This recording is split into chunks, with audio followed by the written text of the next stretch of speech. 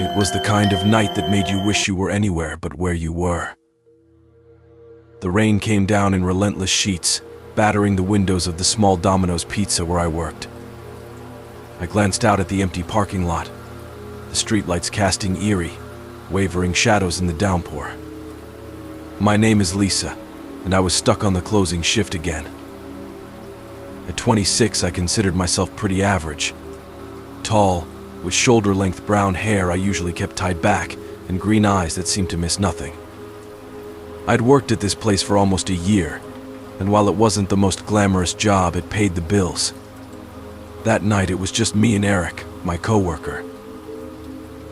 Eric was in the back, doing inventory and prepping for the next day. The night had been uneventful, with only a few customers braving the storm for a slice of pizza. I was just about to start closing duties when the door swung open and a man staggered in. He was drenched, his clothes clinging to him like a second skin. His eyes were wild, darting around the room, and his movements were jittery. He looked like he hadn't slept in days, with deep bags under his eyes and an unkempt beard. There was something off about him, a sense of unpredictability that made my skin crawl. "Can I help you?" I asked, forcing a smile as he approached the counter.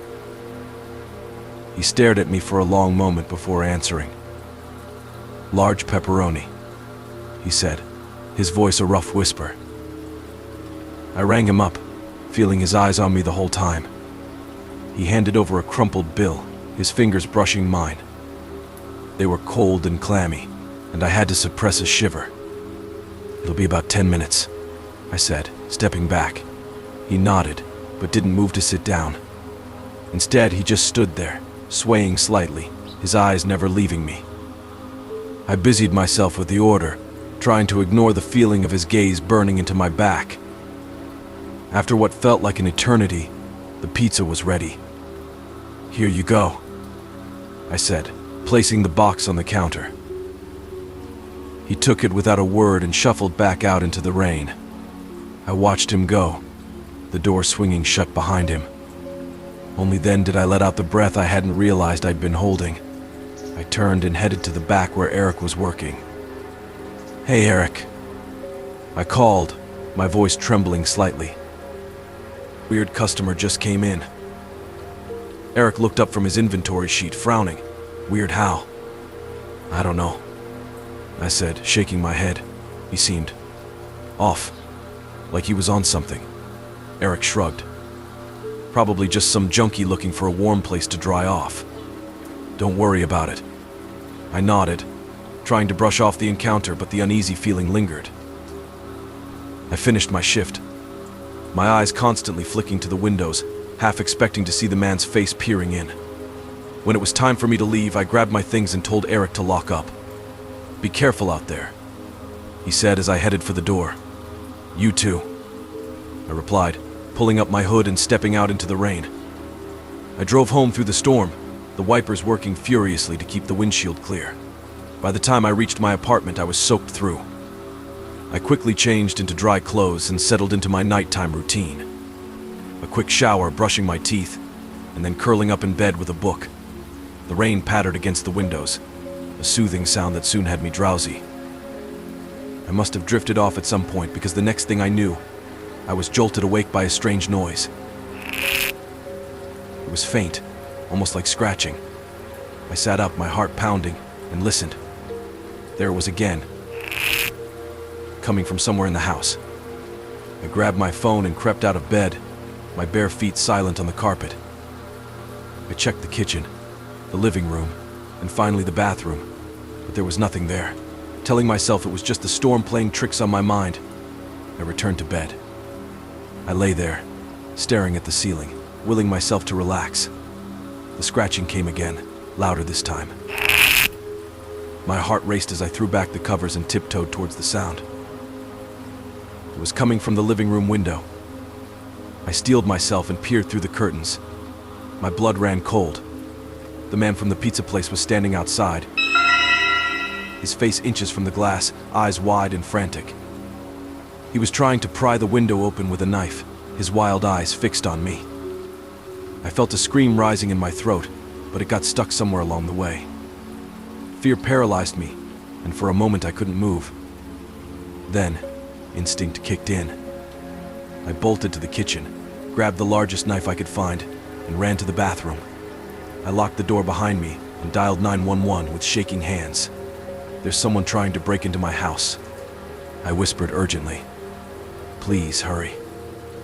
The operator assured me that help was on the way, but the minutes dragged by like hours. I could hear the man inside the house now, moving slowly through the rooms. His footsteps were deliberate, methodical, as if he was savoring each step. Holding my breath, I watched as his shadow moved past a couple times. Finally, he reached the bathroom. For a moment there was silence, then the sound of the doorknob turning. When he realized it was locked, he began to bang on the door, shouting incoherently. I pressed my back against the wall, facing the door, clutching the knife, every muscle in my body tensed and ready to fight. Just when I thought the door would give way, I heard the distant wail of sirens. The banging stopped, and moments later, there were shouts and the sound of a struggle. I held my breath until I heard a firm knock on the bathroom door. "It's the police. You're safe now." I unlocked the door and stumbled out, relief flooding through me. The officers had the man in handcuffs, dragging him out of my apartment. He looked back at me with those wild eyes, a mix of anger and desperation. The police found more than just him. He had tie straps and a cloth soaked with a chemical, probably chloroform, meant to knock me out. The police found his beat-up Honda Civic parked nearby, where they discovered pieces of rope, various sex toys, a machete, blood-stained rags, and more drugs. When they informed me of their discovery, I nearly fainted. If the police had arrived even a few minutes later, I don't know what would have happened. I couldn't stay in that apartment after that night. I quit my job at Domino's, unable to face another shift, and moved in with a friend until I could find somewhere else to live. The experience left scars that took a long time to heal. To this day, I can't hear the sound of rain against the windows without feeling a chill of fear. And I never, ever ignore strange noises.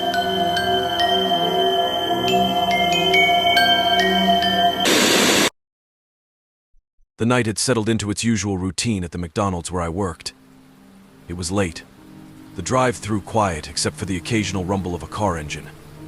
The fluorescent lights inside the restaurant cast a stark, cold glow, contrasting with the inky darkness outside.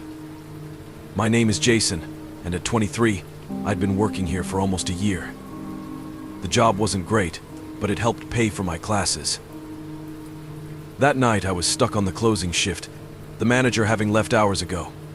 The rain had started earlier in the evening, a light drizzle that gradually turned into a steady downpour. I sighed as I grabbed the last trash bag, preparing to take it out to the dumpster behind the building. The alleyway was dimly lit, the single bulb flickering ominously, casting long shadows on the wet pavement. As I stepped outside, the rain was cold against my skin. I hurried to the dumpster, the garbage bag heavy and slick. The alley smelled of dampness and decaying food, the perfect setting for a horror movie. I was just about to toss the bag when something caught my eye. A dark van parked at the end of the alley. It looked out of place, too old and beaten up to belong to any of our regular customers. The van's windows were tinted, making it impossible to see inside, but I felt it. The unmistakable sensation of being watched. My skin prickled, a chill running down my spine. I squinted, trying to make out any details. Oh, through the mist and rain, I could see two figures sitting in the front seats, their faces obscured by shadows. I shook my head, telling myself I was being paranoid. It was probably just some homeless guys looking for a place to stay dry. Still, the feeling of those unseen eyes boring into me wouldn't go away. I hurried back inside, locking the door behind me. The rest of the night dragged on uneventfully, the rain hammering against the windows, adding to my unease. I tried to focus on my closing duties, but my mind kept drifting back to that van. When it was finally time to leave, I grabbed my things and headed for the parking lot, my heart pounding in my chest. The rain had slowed to a drizzle, the night eerily quiet. As I approached my car, my blood ran cold. The van was there, parked a short distance away, its engine idling. My breath caught in my throat as the front doors swung open and two figures emerged, their faces hidden behind clown masks. The masks were grotesque, with exaggerated features and sinister grins. Each man held a machete, the blades glinting in the dim light. Panic surged through me, my thoughts a chaotic jumble of fear and disbelief. I turned and ran, the rain-soaked pavement slippery under my feet. Behind me, I could hear their footsteps, the sound of metal scraping against concrete. I risked a glance back, my heart nearly stopping as I saw them gaining on me. One of them lunged, the machete slicing through the air and catching my arm. Pain exploded, hot and searing, blood mixing with the rain as it ran down my arm. I stumbled but kept running, adrenaline the only thing keeping me upright. I rounded the corner, slipping and nearly falling, but managed to catch myself. The alley was dark and narrow, my only hope of escape. I could hear them behind me, their breathing heavy and labored. I spotted a fire escape ladder hanging just within reach. Desperation drove me to leap for it, my fingers closing around the cold metal.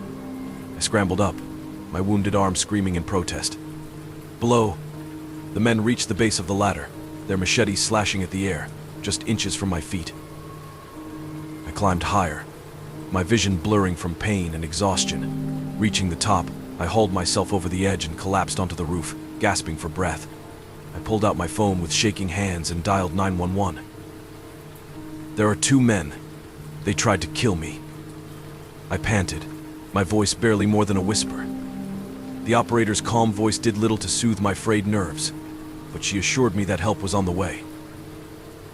The minutes dragged by, each one an eternity. I could hear the men below, their frustrated shouts echoing through the alley. Finally, the sound of sirens cut through the night, and I dared to peek over the edge. The men were gone, vanished into the darkness. The police found me on the roof, bloodied and trembling. They took my statement and called an ambulance. At the hospital, the doctors stitched up my arm, the pain a constant reminder of how close I had come to death. The police never found the men, the van disappearing without a trace. 2 months passed, the memory of that night haunting me. Every shadow seemed to hide a threat, every noise a potential danger. Then, one evening, as I watched the news, a story caught my attention. 2 men had been arrested after attempting to attack a fast food worker in a nearby town. The news showed footage of the arrest. The same van, the same clown masks, now blood-stained and grimy. The police had found an arsenal of weapons, including machetes still crusted with dried blood. My blood, seeing their faces as they were led away, the masks now off, brought a wave of relief but also a deep, lingering fear. I had escaped, but the scars, both physical and mental, would never fully heal. The sound of rain would always remind me of that night, the feeling of being watched, and the terror of those masked faces. And I would never, ever, ignore my instincts again.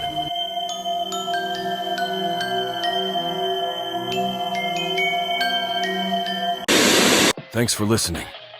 If you enjoyed these stories, please like and subscribe for more.